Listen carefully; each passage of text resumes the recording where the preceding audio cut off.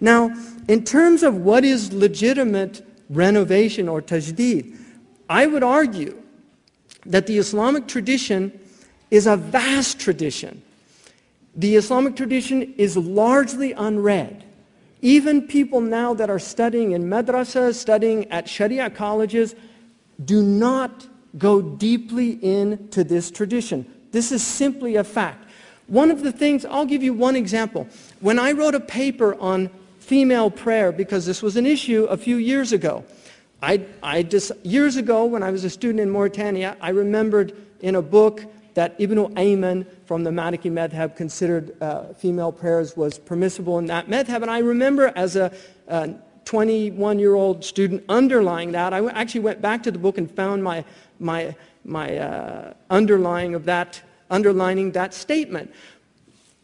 When I studied the prayer issue, I was so struck by the fact that not only was it debated early on, but there were multiple opinions. Imam Tabari considered it permissible for women to lead the prayer if they were more qualified than men, to lead men in prayer. Ibn Taymiyyah himself permitted women to lead men in prayer if they were illiterate and she was literate.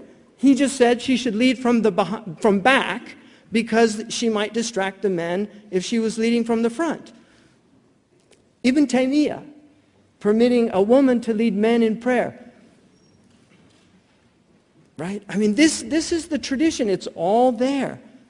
People have no idea how many of these issues were already examined, discussed, and incredible erudition and energy went into this. So if you look, I would argue that the Islamic tradition has within itself all of the needs to renovate the house. But it's going to take an immense amount of intellectual energy. It's going to take very, very highly qualified people, which necessitates institutions that can train and produce the types of people that are needed to engage in this activity.